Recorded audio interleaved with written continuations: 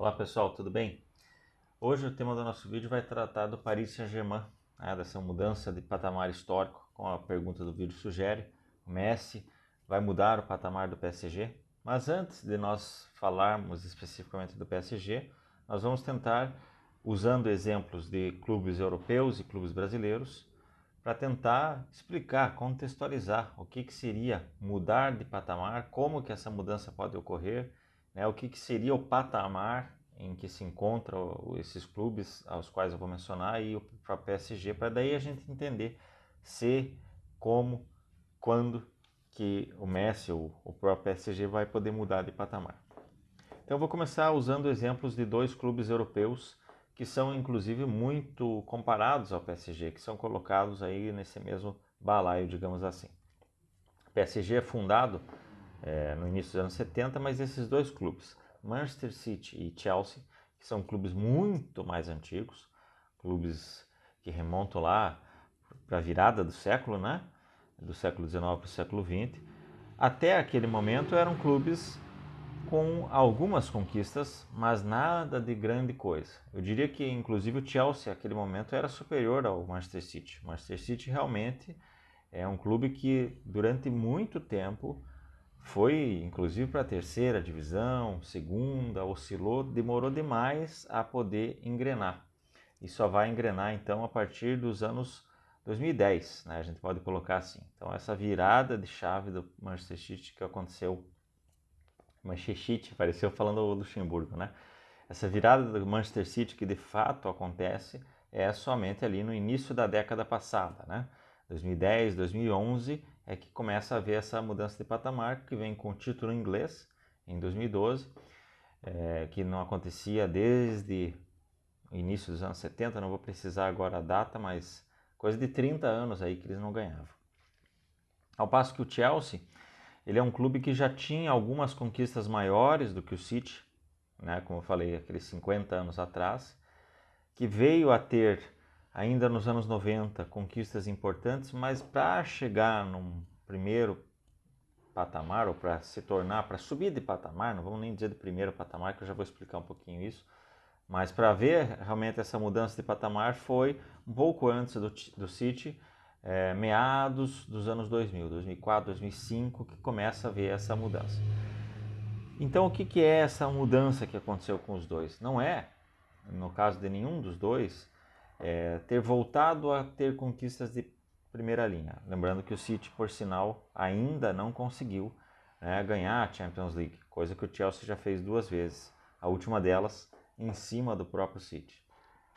Mas essa mudança de patamar, ela não tem a ver com uma conquista ou duas, ou enfim, ela tem a ver com consistência, com você passar a ser uma figura, uma equipe que constantemente esteja ali na disputa, seja ela nos nacionais, onde você deve tomar aí uma primazia, você deve figurar entre os top 3 e top 4, na pior das hipóteses, em se tratando de competições nacionais, e deve abocanhar ano sim, ano também. Não estou dizendo que para se tornar grande, para se tornar gigante, você tem que ser campeão todo ano, mas que você tem que estar ali sempre disputando e muitas vezes, óbvio, ganhando, né?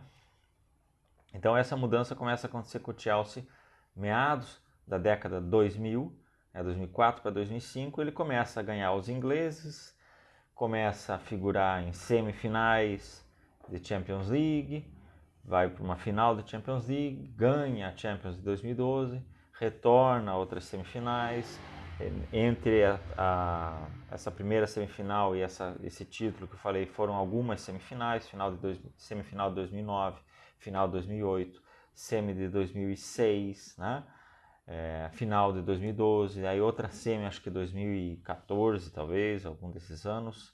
Agora mais um título, então se você remontar para os últimos 15 anos, últimos 16 anos, o Chelsea figurou boa parte das vezes nas semifinais, algumas finais e título, né? 2 títulos. O City, por sua vez, ele tem essa mudança que ele conquista o título, ele se torna até mais protagonista do que o Chelsea, falando em termos de nacionais, né? Lembrando que na Inglaterra são 3 grandes competições: o Campeonato Inglês, a Premier League, a Copa da Inglaterra e a Copa da Liga Inglesa. Então o City, ao longo desse tempo, ganhou mais, somou mais nacionais do que o Chelsea. Porém, o Chelsea também continuou conquistando, né? Teve conquistas importantes e, repetindo, ele vence 2 Champions League e também ganha uma Europa League, que, claro, tem a ver com um certo fracasso na Champions para você disputar a Europa League. Então o City também mudou de patamar. E aí entra o caso do Arsenal, né? O clube que, vamos lá, até 2005, ano que eu citei como esse início da remontada do Chelsea, era seguramente o terceiro nome da Inglaterra. Inclusive, naquele momento, 2005 é que o Liverpool volta a conquistar a Champions, né? Mas vamos colocar ali até que aquele momento desse ano em que o Arsenal vence a Premier League de forma invicta, né? Eu não me lembro se foi a temporada 2003, 2004 ou a temporada 2004, 2005. Mas é muito conjunto ali, quando o Liverpool vence novamente a Champions League.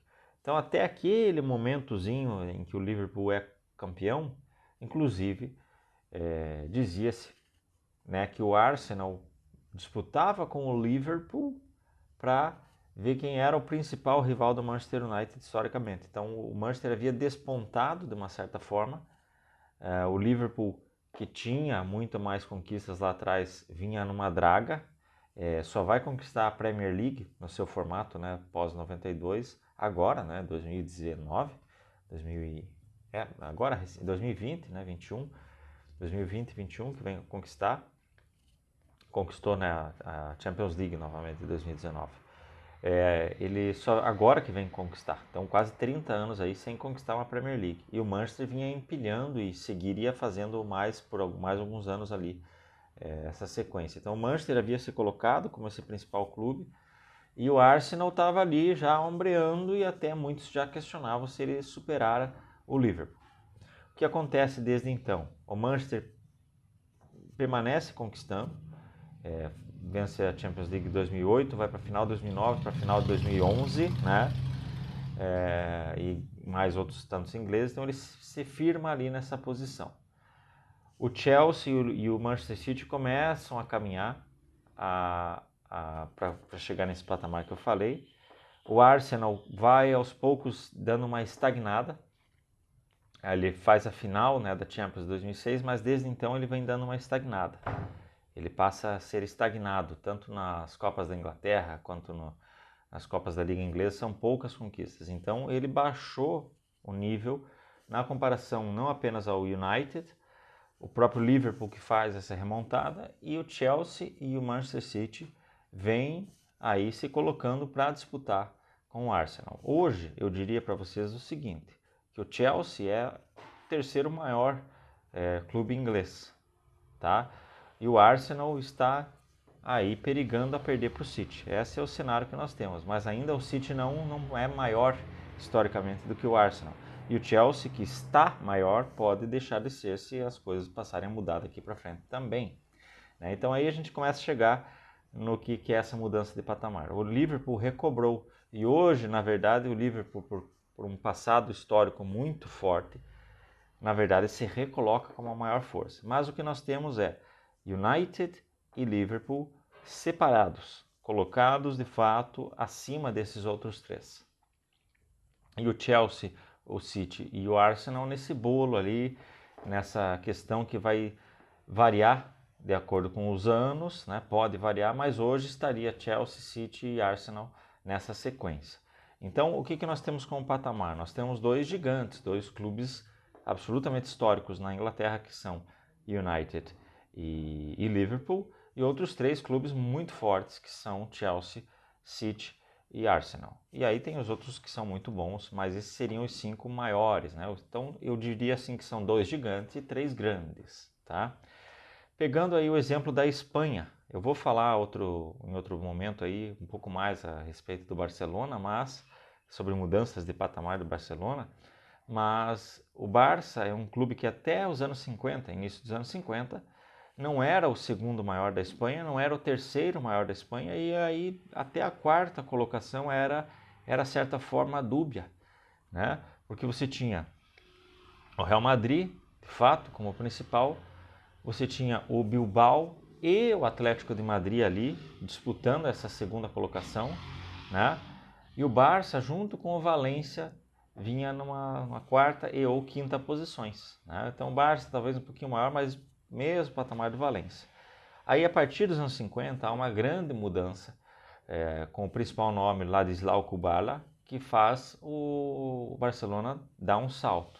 E esse salto se concretiza ao longo da década de 50 e também no início dos anos 60. Né? Você vai ter ali conquistas espanholas, você vai ter final de Champions.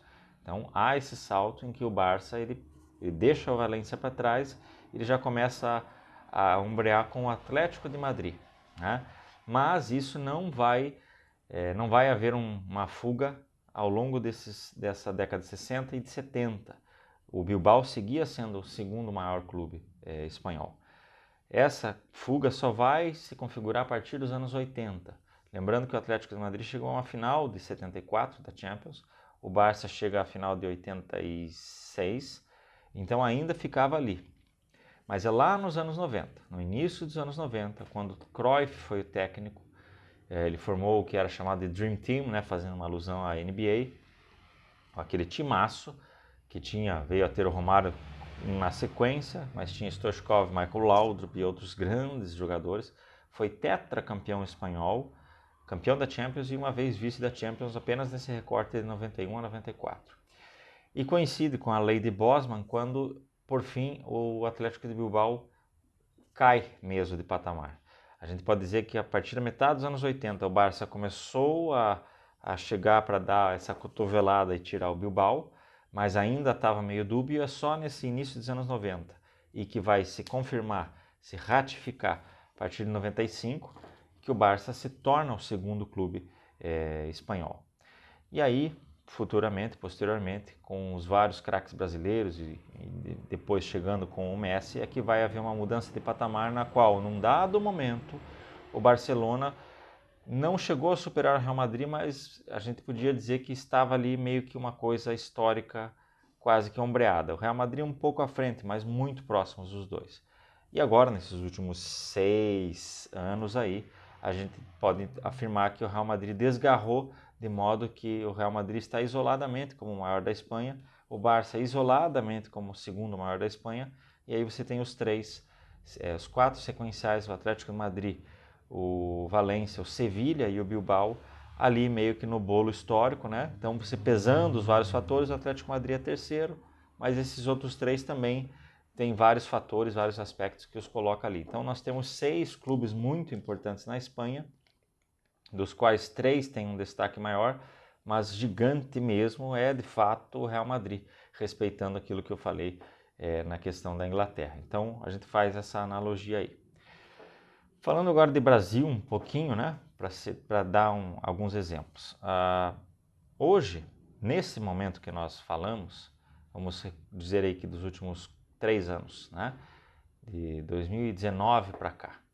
De 2019 para cá, fazendo um recorte bem específico, dos últimos 3 anos, nós temos que o Flamengo e o Palmeiras, de fato, estão num patamar acima de todos os outros brasileiros. E que nesse momento, com o investimento maciço, o Atlético Mineiro começa a querer ser esse único possível rival dos dois. Aí nós temos, falando dos 3 anos, pessoal, nós temos o Grêmio, o São Paulo e o Corinthians, que são forças que jamais podem ser descartadas. No entanto, todos os 3 estão consideravelmente atrás desses 3 aí, e ainda você coloca aí alguns outros times que, num recorte mais específico ainda, também estão melhores do que Grêmio, São Paulo e Corinthians, né? Mas pesando tudo, né, inclusive pensando na força da torcida, na força da marca, na força histórica dos títulos, em toda a tradição, esses 3 clubes são os que ficam ali num bolo. Então hoje, no momento, nós diríamos que em termos de entidades, seriam esses 6 clubes, mas de forma bastante distinta, esses níveis deles todos, né, entre eles. Se a gente ampliar o recorte para 10 anos, até 12 anos, início ali dos anos 2010, a gente já remonta todo esse cenário. O Corinthians passa a não ser descartado de forma alguma e ser ladeado a Palmeiras e Flamengo, mas novamente o São Paulo fica um pouco abaixo nesse período todo. O Grêmio dá uma melhorada, de repente até o superior desses aí se torna o principal, e o Atlético Mineiro ainda também fica ali nessa figuração, inclusive até acima do São Paulo nos últimos anos. Mas são esses aí, esses 6 clubes que dos 10 anos para cá, somando tudo, pesando tudo, analisando tudo, são os 6 que realmente despontam. Porém, se você fizer um olhar para toda a história, o Atlético Mineiro toma um tombo, ele vai cair lá para trás, é como se tivesse caído num precipício. Porque olhando para trás disso, o Atlético Mineiro, comparando não apenas a esses 5 clubes aí, mas a vários outros, o Atlético Mineiro se torna ínfimo na história. E aí que é o importante. O que o Atlético Mineiro precisa para poder se firmar nesse patamar? Ganhar mais uma Libertadores? Ganhar mais um Brasileiro? Né? Que ele nunca fez uma dobradinha, nunca fez um bicampeonato, nunca ganhou um segundo título dos títulos mais importantes, considerados Libertadores, Campeonato Brasileiro e Copa do Brasil. Ele jamais conquistou um segundo título de nenhum destes, né?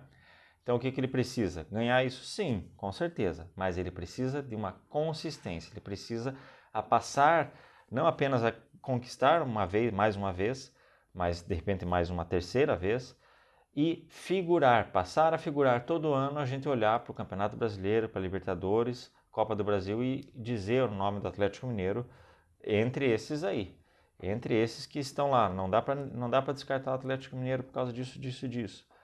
A gente, no momento, respeita e entende que eles estão formando um time muito forte, que eles estão estruturando, inclusive na parte né, de CT, etc., uma série de coisas que está os colocando nesse patamar, de fato, de um dos principais clubes brasileiros da última década, dos últimos 10 anos, dos últimos 12 anos, mas historicamente eles não entram nem no top 10. Sendo bem criterioso, bem rigoroso, eles não entram nem no top 10.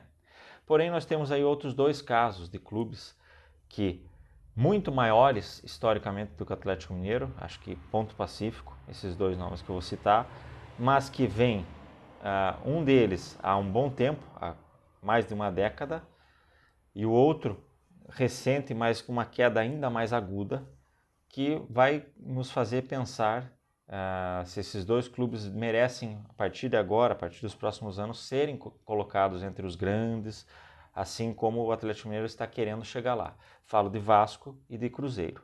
O Vasco, portanto, nos últimos 20 anos, muito pouco, né? Teve um bom momento ali, 2010, 11 e 12, mas depois disso só a ladeira abaixo, né? Então, nos últimos 20 anos, é um clube que desceu de nível de forma vertiginosa, clamorosa e triste, podemos dizer assim. Porque ele chegou a ser, vamos lá, um dos 6, ele chegou a estar entre os 6 maiores do país. Hoje, nesse recorte, ele não entra nem entre os 15 maiores do país, né? Então, respeitando toda a história, ele vai estar ali ainda entre os 8, outros 9, entre os 9 clubes brasileiros. Mas a tendência daqui para frente é que o Vasco cada vez mais vá para baixo, não consiga retornar, e não falo de retornar à primeira divisão. É difícil que aconteça, mas é bem possível. Agora, retornar a ser protagonista, não vemos isso num cenário de 10, 15, até 20 anos a gente não vê o Vasco recobrando essa posição dele. E, portanto, se você ficar 40 anos numa posição de coadjuvante, você deixou efetivamente de ser grande.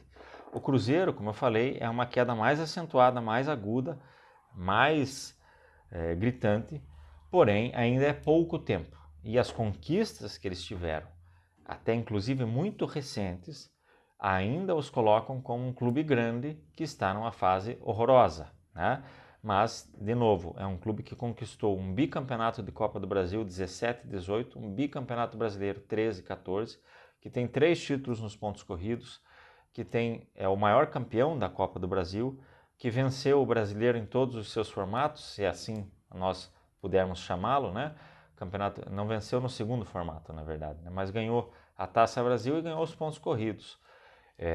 E ganhou o maior vencedor da Copa do Brasil, como falei, tem 4 finais de Libertadores, é maior do que a maioria dos clubes brasileiros, né? O próprio Flamengo não chegou a 4 finais ainda, deve chegar agora. Seria a terceira final do Flamengo, na verdade. Pois sim. Então o Flamengo ainda não fez 4 finais. Ele tem 2 conquistas de Libertadores, o mesmo número de Flamengo, o mesmo número de Palmeiras, e menos apenas do que Santos, Grêmio e São Paulo. O Santos, por exemplo, é um caso que tem muitas conquistas, mas conquistas centradas ali no período, então é um clube que nunca conseguiu se firmar como um clube grande, como uma entidade gigante, coloquemos assim. Mas pelo número de conquistas que ele tem, ele não pode deixar de ser considerado um clube, pelo menos entre os 8 maiores do país, pelo menos entre os 6 maiores do país, a gente pode dizer assim. Internacional, um caso mais ou menos semelhante ao do Santos, né? Porque ter 2 grandes momentos de domínio, né? O Santos lá no início dos anos 60 e nos anos 2000 com 2 boas fases ali dentro da década de 2001 até 2012, vamos dizer, de 2002 a 2012, com grandes momentos ali, e o Inter com aquela segunda metade dos anos 70, entrando na década de 80 e depois na segunda metade dos anos 2000. Então o Inter menor do que o Santos ao todo, mas são 2 clubes com grandes conquistas que, por conta dessas grandes conquistas, eles não podem também ser retirados, assim como o Cruzeiro, que eu falei, e o Vasco, pela sequência terrível que ele vai estar sendo colocado mais para baixo cada vez mais. E aí nós temos o contrário, são 2 outros clubes que vêm aí, um nos últimos 20 anos e o outro bem mais recente também, que vem recobrando mudanças de patamares nos seus devidos lugares. O Atlético Paranaense e o Fortaleza. O Fortaleza, mais recente, como eu disse, então ele vem deixando de ser um clube insignificante para se tornar um clube pequeno, está se firmando como um clube médio em potencial. E o Atlético Paranaense é um clube que já foi pequeno, que se firmou como um médio potencial e que está pleiteando aí para ser aí um médio grande, quer ser um clube grande, tem bons predicados para isso, mas ainda muito longe em se tratando de grandes conquistas. Então, em termos de grandes conquistas, o Atlético Paranaense está um pouco abaixo do Atlético Mineiro. É por isso que o Atlético Mineiro não pode ser alçado a tamanho patamar ainda. E aí nós chegamos ao PSG. Nós vamos falar agora do PSG muito brevemente. Tem inclusive uma curiosidade para vocês que acredito que muitos não saibam, mas vão saber neste vídeo aqui. O PSG é fundado ali 70, 71, não me lembro agora, mas acho que 70, né? E ali ele já começou de forma arrogante. Arrogante no sentido bom da palavra, vamos utilizar assim. Já chegou querendo fazer parte, não chegou com uma suposta síndrome, né, de ser pequeno, que precisa alçar, ele já quis chegar lá na frente. Então lá em 70, 71, final de 70, começo de 71, o PSG fez a proposta para contratar um determinado jogador.